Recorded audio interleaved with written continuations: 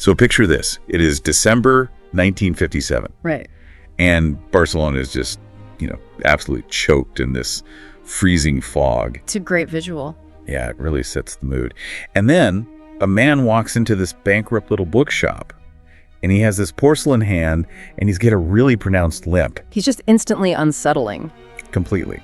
And he pays a small fortune for a single copy of the Count of Monte Cristo. Right. And then he just leaves a message that is basically going to resurrect a ghost. Yeah. So welcome to the deep dive. Thanks for having me. This is, it's the absolute definition of a past that just refuses to stay buried. It really is. Today, we are exploring the deep, dark, and honestly just mesmerizing labyrinth of Carlos Ruiz Zafón's novel, The Prisoner of Heaven. Such an incredible book. It is. It's the third installment in his Cemetery of Forgotten Books series. And for those of you listening who are, already familiar with the winding Gothic streets of Zafón's Barcelona, we aren't just here to recap a thriller today. No, definitely not. We're here to really unearth a profound psychological and historical analysis. Right. Because our mission today is to figure out the mechanics of memory. Like, how do people become prisoners of their own survival? Which is a heavy question. Super heavy. Yeah. And how does a nation's history turn into a literal physical cage? And why is true freedom sometimes just, far, far more complex than simply walking out of a prison cell? Exactly. So we are pulling from some really comprehensive literary analyses and detailed narrative breakdowns of the novel today. Lots of great sources. Yeah, lots of material. And these sources explore the intersecting timelines of 1957, which is when the book starts, and the horrific fallout of the Spanish Civil War in 1939. But before we really get into the heavy stuff, we need to set some parameters for you, the listener. That we definitely do. Especially regarding how we approach the history here. Yes, that is just a crucial distinction to make right up front. Because the era of the Spanish Civil War and its aftermath is deeply, inherently politically charged. Oh, absolutely. We are dealing with the actions of the Republican factions and the profound realities of General Franco's regime. It's just a heavily polarized period in European history. And we want to make it absolutely clear to everyone listening that we are simply analyzing this historical context exactly as it functions within the narrative architecture of the novel. Right, just as it's presented in our source material. Exactly. We are exploring the literary and thematic weight of these events without taking any political sides. None at all. We aren't endorsing any specific viewpoints from the right or the left. Our goal here is strictly to understand the mechanics of the story and the human psychology it reflects. Which is fascinating all on its own, honestly. You don't need to take sides to see the human impact. No, you really don't. Because the architecture of the story begins with an incredibly deceptive setup. It really does. It lulls you in. It does. It's just days before Christmas. The city is painted in this cold, leaden gray. People are rushing by, bundled up to their ears, their breath hanging in the freezing air. Very atmospheric. Right. And amidst all this gloom, we find ourselves inside the Sempere Sons bookshop. Which is, Sempere Sons is the emotional anchor of this entire series. Oh, for sure. But structurally, it serves a really specific purpose in this opening scene because it establishes this baseline of domestic safety. Right. But it's a safety that is built entirely on desperation. Yeah. Daniel Sempere, our protagonist, and his gentle father and their eccentric, witty, just larger-than-life employee, Fermin Romero de Torres. Yeah. They're all staring down the barrel of bankruptcy. They're broke. They're basically broke. Totally broke. And they are so desperate to attract customers that they set up this flashy, brightly lit, honestly kind of absurd nativity scene right in the shop window. It's hilarious, honestly. It is. Fermin is in there cracking jokes about the baby Jesus looking like a sumo wrestler, and they are playing this bootleg recording of Louis Armstrong on the radio. It's warm. It is warm. It has this almost sitcom-like banter to it. Yeah, exactly. And that warmth, it's a strategic literary device. The banter, the jokes, the financial worries, these are just normal, everyday problems. Right, like relatable stuff. Extremely relatable. Zafón is basically lulling you into a sense of security. He's showing us the peaceful, ordinary life these characters have managed to carve out for themselves. But of course, this is Gothic literature. Exactly. And in Gothic literature, a baseline of peace usually exists just so you can feel the exact moment it shatters. And shatter it does. Yeah. The bell on the shop door rings. A stranger walks in. And just the sheer physical description of this man instantly drains all the warmth from the room. He's terrifying from the second he appears. He really is. Yeah. He walks with this pronounced, painful limp. He has the text calls it the patient aura of a bird of prey. Oh, that's such a good description. A bird of prey. Right. And the most striking detail, he has a prosthetic hand that looks like painted porcelain, while his other hand is actually missing fingers. So he is a walking, breathing manifestation of trauma and violence, just casually entering this sanctuary of literature. Yeah. He doesn't belong in a cozy bookshop at all. No, he belongs to a much darker world, and his physical deformities are basically a map of that world. And he completely ignores all the cheaper books, right? Mm-hmm. He zeroes in on the most expensive prized possession in the glass display case. The Dumas. Yep. A rare, beautifully illustrated edition of Alexandre Dumas' The Count of Monte Cristo. And he pays with a crisp 100 peseta note. Which is an absolute fortune for the shop at that time, like game-changing money. Huge money. And he doesn't even want the change. Yeah. But the crazy part is, he doesn't take the book. Right. He tells Daniel it's a gift for his employee, and he writes this cryptic, chilling dedication on the title page. He writes, "To Fermin Romero de Torres, who returned from the dead and holds the key to the future." It gives me chills just hearing it. Seriously. It's like finding a ticking time bomb inside a really beautiful antique music box. I mean, why use The Count of Monte Cristo here? Is it just a nod to a classic, or is it a literal blueprint for what's about to happen? Oh, it is absolutely a blueprint. Let's really dig into the mechanics of why Zafón uses this specific book, because it's not an accident. Right, can't be. It's not. The Count Monte Cristo is the ultimate literary archetype of false imprisonment. It's the story of Edmond Dantes, a guy unjustly locked away in a horrific dungeon, the Chateau d'If. Yeah, terrible place. He suffers unimaginable deprivation, meets a brilliant fellow prisoner who educates him, and eventually makes this miraculous escape involving a switched body and a shroud. Oh, wait. Right. Dantes then spends decades meticulously planning his resurrection and revenge. So by having Salgado purchase this specific book, the narrative is holding up a mirror. It's a structural signal. Exactly. It is a structural signal to the listener. It's saying, hey, everything you are about to uncover follows this archetype. Wow. It tells us that the man we know as Fermin has a buried past built on a desperate escape from his own Chateau d'If. Okay, that makes so much sense. Because the book acts as this cipher, and Daniel, of course, investigates. He doesn't just let it go. He can't let it go. It's too weird. Right. So he follows this terrifying stranger through the foggy streets of Barcelona, and he discovers the man is registered at a shady boarding house. And guess what name he's registered under? Fermin Romero de Torres. Exactly, which means the jovial, fast-talking, candy-loving man who's been a staple of comfort in Daniel's life is wearing a psychological mask. Fermin is a fake name. Yeah. And when Daniel finally confronts his friend about this creepy stranger and the dedication, the mask just completely drops. It's a devastating scene. It is. Fermin ages like 5 years and 5 seconds. He confesses that his name isn't really Fermin Romero de Torres. The real Fermin died years ago in a prison cell. And this is where the narrative just violently shifts gears. It really does. We are ripped out of the cozy 1957 bookshop, and we are thrown back almost 20 years. Back to 1939. Right. We descend into the literal and historical hell of Montjuïc Castle. Yeah, Montjuïc isn't just a castle. It's described in the sources as a fortress looming over Barcelona like a gargoyle. Sounds horrifying. It's a place where you go in, but you generally do not come out. And Fermin reveals he was prisoner number 13 in this nightmarish place. Wow, number 13. Yeah. But to understand the true weight of Montjuïc, for the listener, we have to understand what was happening outside its walls in 1939.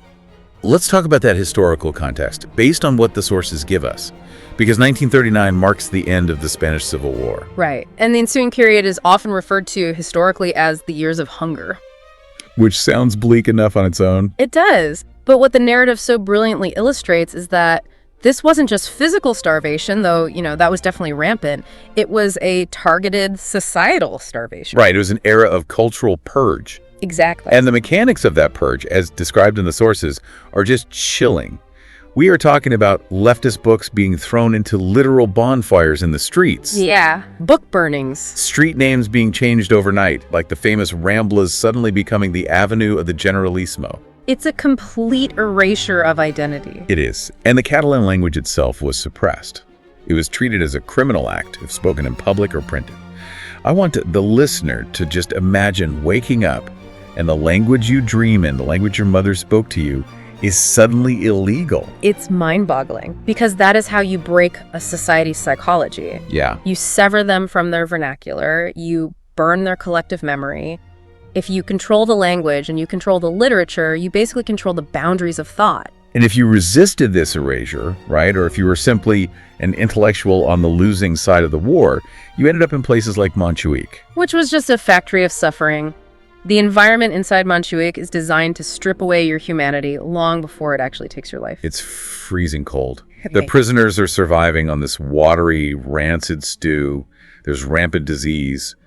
And there is the constant psychological terror of the sudden, undocumented executions in the middle of the night. Where bodies are just tossed into mass graves at the foot of the mountain. It's a fully industrialized machinery of death. And presiding over this whole machinery is our antagonist, Mauricio Valls, the director of the prison. But Valls is such a fascinatingly repulsive character because he doesn't fit the typical mold, right? He's not some brutish, muscle-bound sadist. No, not at all.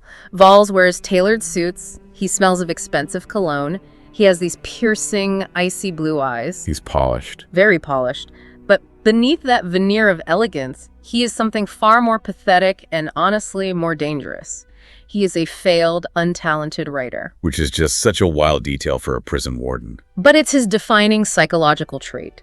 The sources tell us he married into immense wealth. His wife comes from this powerful industrialist family that bankrolls the regime. So he married her for access. Exactly, not love. He possesses absolute physical power over his prisoners. He has wealth, he has status, he has fear on his side. But none of that is what he actually wants. No. What he craves, what he obsessively desires, is intellectual prestige. He wants to reach the Olympian heights of literary fame. But he has absolutely no talent. Okay, so think about the twisted irony here. Here is a man with limitless power and zero creative spark. What does he do? He leverages his power to steal the spark from others. It's so deeply cynical. It is. Valls forces his prisoners, many of whom are brilliant minds, poets, doctors, accomplished writers, to write masterpieces for him. And he plans to publish their work under his own name to gain the intellectual prestige he so desperately craves. Right. But doesn't Valls' obsession with stealing literature prove that even the most brutal oppressors secretly worship the power of the written word? I mean, he's locking up bodies to steal minds. It absolutely proves that. It highlights this profound, terrifying hypocrisy at the heart of authoritarianism. Yeah. Oppressive regimes don't burn books because they think books are worthless. They burn them because they know exactly how powerful they are. An idea is immune to a bullet. Exactly, and Valls embodies this whole complex. He is, ironically, a prisoner of his own mediocrity. That's a great way to put it. He hates the writers he imprisons because they possess an internal freedom, this creative genius that he can never buy, and he can never torture it out of them. He doesn't just want to control their bodies, he wants to own their souls. Which brings us to the most crucial prisoner in Montjuïc, the man in the cell across from Fermin, prisoner number 13's lifeline. David Martín. David Martín. He is a deeply, deeply tragic figure. He really is. For listeners who might be familiar with the broader series, he is actually the protagonist of the previous book, The Angel's Game. Right. But here, we see him entirely through Fermin's eyes. And the David BC is a famous, genuinely brilliant writer, but the isolation and the torture of Montjuïc have basically broken his mind. He is completely isolated in this high tower cell. He talks to voices that aren't there. He hallucinates. He's physically wasting away. It's painful to read about. But Valls targets him specifically. Because Valls knows David is a genius, so he demands that David write a magnum opus for him. He gives David better food, he gives him a typewriter, and he gives him this awful ultimatum. Write a masterpiece that I can put my name on, or I will make your existence a living hell. And David's response is just the ultimate act of psychological defiance. It really is. Because he agrees to write, but he doesn't write a masterpiece. No. He writes this chaotic, rambling, completely unpublishable manuscript that fundamentally mocks Valls. He weaponizes his broken mind. Yes, he turns his broken mind into a weapon. He refuses to surrender his creative essence to the oppressor. His imagination, even fractured and hallucinating, becomes this impenetrable fortress. Valls can starve him, Valls can beat him, but Valls cannot touch David's genius. Exactly. It's an incredible defense mechanism. But David is also a realist. He knows he isn't going to survive Montjuïc. He knows his body is failing. Right. And he also knows that Fermin, who has shown him immense kindness, Fermin has smuggled him sugar packets and listened to his ramblings, Fermin is slated to be executed. So David orchestrates an escape plan for Fermin. And this is where the Count of Monte Cristo parallel becomes literal, visceral, and honestly, just horrifying. The mechanics of this escape are a masterclass in tension, and they are entirely reliant on the grim daily reality of the prison. Which is the constant bureaucratic disposal of dead bodies. Yes. The sensory details of this sequence in the sources are almost unbearable. David somehow manages to secure a key to the cells. And he hides it. He hides it inside his own body. The pain of that is unimaginable. It is. But he gives the key to Fermin. But getting out of the cell is only step one. The only way out of the fortress itself is through the morgue. Right. You have to leave as a dead man. Exactly. Fermin has to wait for a specific prisoner to die. A man named Fermin Romero de Torres. Which is where he gets the name. Yep. He has to strip the stiffening, decaying corpse. He has to put on the dead man's filthy clothes. And then he has to crawl into the putrid body bag with the corpse. The narrative absolutely does not spare the listener the physical horror of this moment. Fermin has to lie perfectly still in the absolute darkness of this canvas sack, With a dead guy. breathing the air of a rotting corpse. Right. He has to endure the rigor mortis of the dead man pressing against him, while the guards roughly toss the bag onto a truck and drive it down the mountain to the mass graves. It's like a caterpillar going into a cocoon to transform. It literally dissolves its old self to become something new. But in Fermin's case, the cocoon is a literal corpse. That's a really dark but really accurate analogy. He enters the dark as a condemned man, a man stripped of his identity, and he emerges into the freezing rain and the mud of a mass grave as a new person. He literally claws his way out of a pile of bodies. But the butterfly that emerges from that kind of cocoon is forever traumatized. He assumes the name of the dead man, Fermin Romero de Torres, and he walks back into Barcelona as a ghost. Your analogy of the cocoon highlights the exact psychological cost of his survival. Because he escapes the physical architecture of Montjuïc, yes, he is breathing free air. But I would argue he immediately enters a new kind of prison. A psychological one. Exactly. I actually have to push back on that a bit, or rather, I want to challenge the idea that this was an quote-unquote escape at all. Okay, let's hear it. Because David Martín sacrifices his own chance at freedom. He causes a distraction so Fermin can slip away, effectively condemning himself to die in that tower. David sacrifices himself so Fermin can live. True. But is Fermin truly free? Look at how he lives for the next almost 20 years. He hides behind rapid-fire jokes and a clownish persona to deflect anyone from looking too closely. He's constantly on edge. Constantly. He refuses to get legally married in a church because he has no real identity papers and is terrified of the authorities. Isn't he still a prisoner of his own survival guilt? That is a really brilliant counterpoint. You're right to challenge the definition of escape here. Because physical liberation does not equate to psychological freedom. Right. And that friction you're identifying is precisely what the title of the novel is trying to articulate. Prisoner of heaven. Exactly. Who is the prisoner of heaven? I've been meaning to ask about that, actually, because it sounds poetic, almost beautiful. But given the context of mass graves and torture, it has to be a dark metaphor. Oh, it is deeply dark. But it's also incredibly profound. In the literal sense of the narrative, the prisoner of heaven refers to David Martín, locked in his high tower cell closest to the sky. Sure, that makes literal sense. But conceptually, it is a metaphor for anyone who refuses to face the earth, who refuses to face the messy, painful reality of their trauma. Wow. If you only look up at the heaven of your illusions, if you live in denial, you become a prisoner of that heaven. True freedom, Zafón argues, isn't escaping the walls. It's having the courage to face the ghosts you carry inside. So Fermin is a prisoner of heaven because he has spent 2 decades avoiding the reality of his past. Yes, living a borrowed life, playing a character, just to avoid the unbearable pain of his real existence. So Salgado, the stranger walking into the bookshop with a copy of Monte Cristo at the very beginning, isn't just a threat. He is basically an eviction notice. He's kicking Fermin out of his psychological safe house. And forcing him back down to the painful earth. Exactly.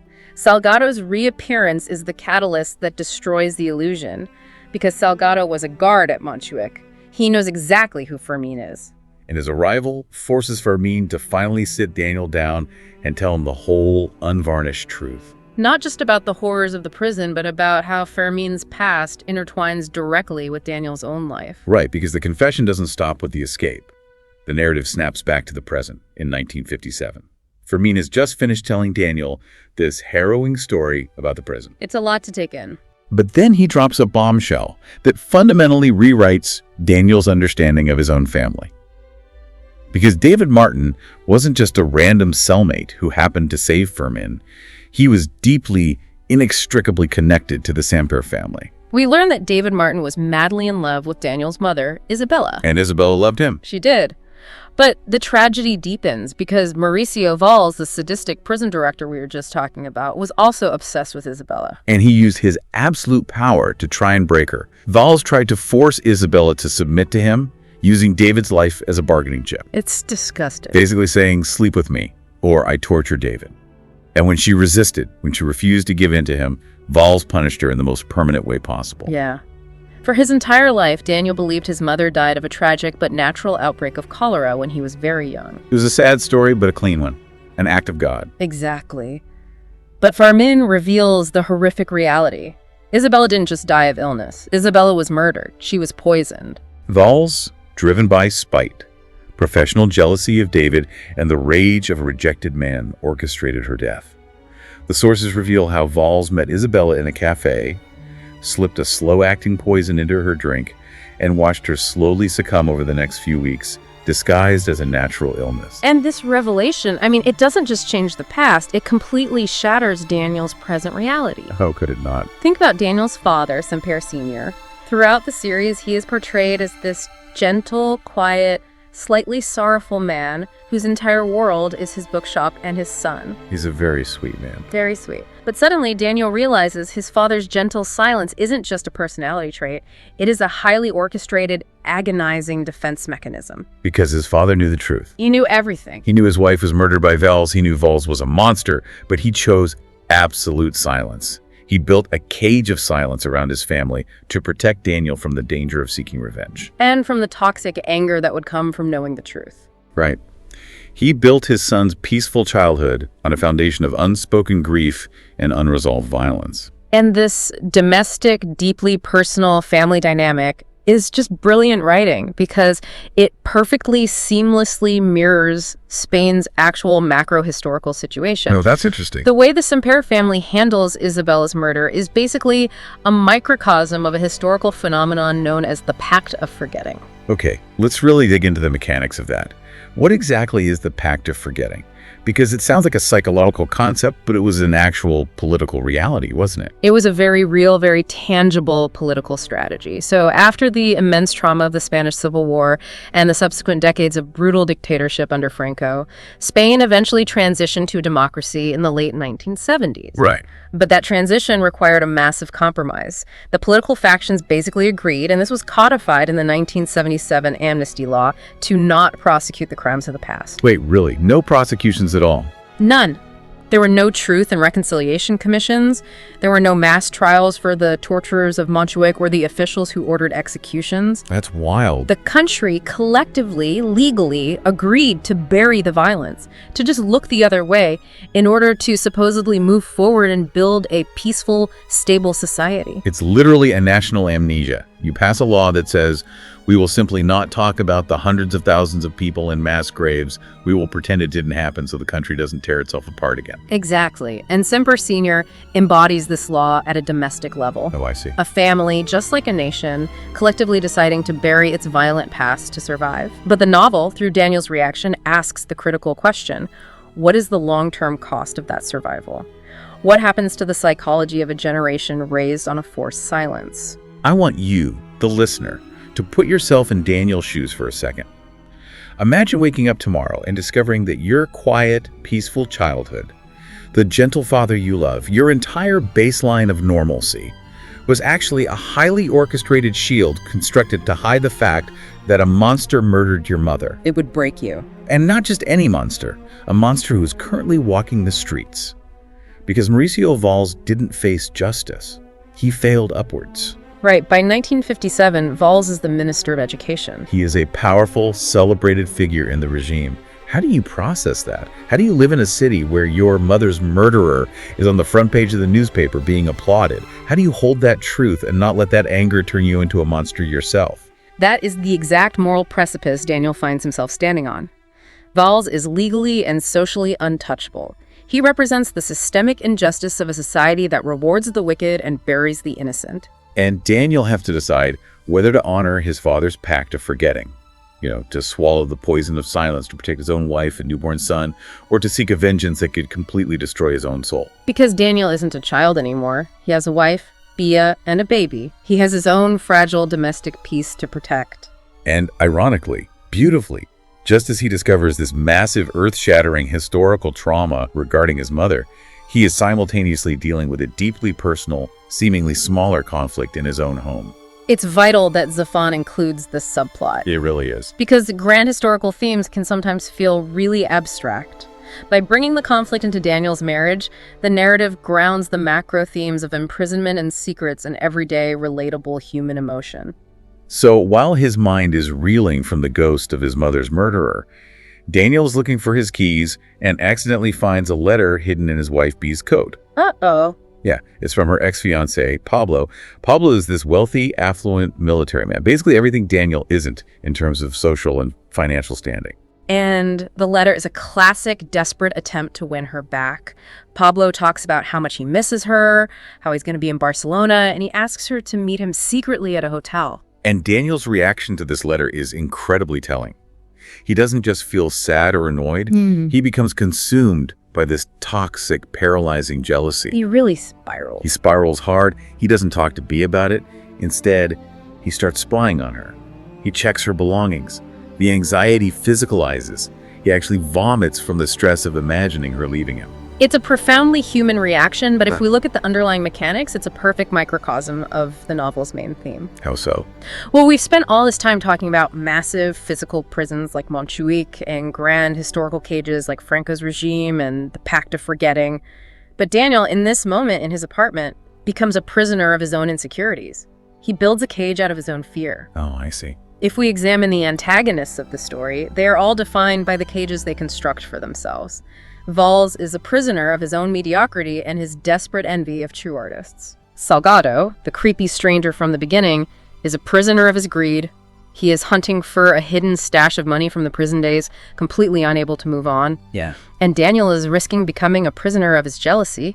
He feels he is losing control over his life, just as his father lost control over Isabella's fate, and he reacts by trying to control B. So he goes to Fermin for advice. And Fermin, a man who has survived a literal hell on earth, who has lived through starvation and torture, gives him some incredibly profound counsel about a totally ordinary marital problem. Fermin is so wise here. He is. He tells Daniel not to confront B. He says, don't ask her about it. Trust her. Yeah. Fermin argues that true love fundamentally requires the freedom of trust.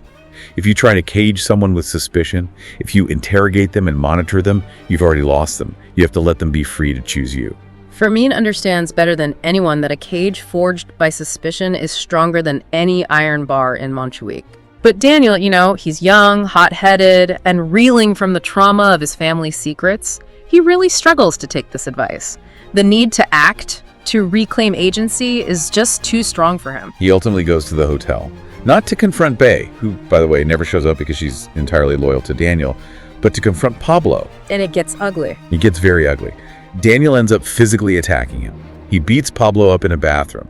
It's a shocking moment because Daniel is normally this mild-mannered, quiet bookshop heir. It's very out of character. It is, but it shows how easily fear, insecurity, and unresolved trauma can drive a fundamentally good person to violence. It perfectly illustrates the cyclical nature of trauma and secrecy. Because it all connects, right? It all connects. The macro-level trauma of the nation hiding its past to survive bleeds right down into the micro-level trauma of the individual.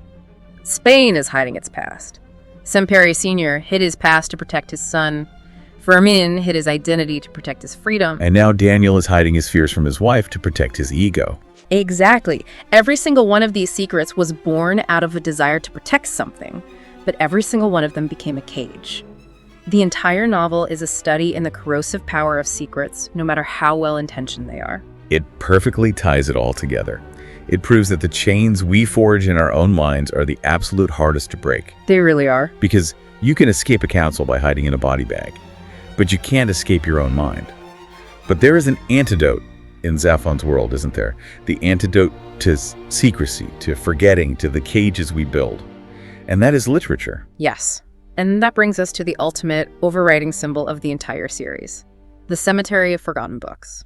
Let's synthesize all of this. We've spent this deep dive exploring how The Prisoner of Heaven uses the thrilling, fast-paced architecture of a mystery novel to deliver some incredibly profound truths. So many layers. We've talked about trauma, the mechanics of survival, the devastating cost of a national amnesia, but more than anything, this story is about the vital, life-saving importance of narrative. It's a love letter to books.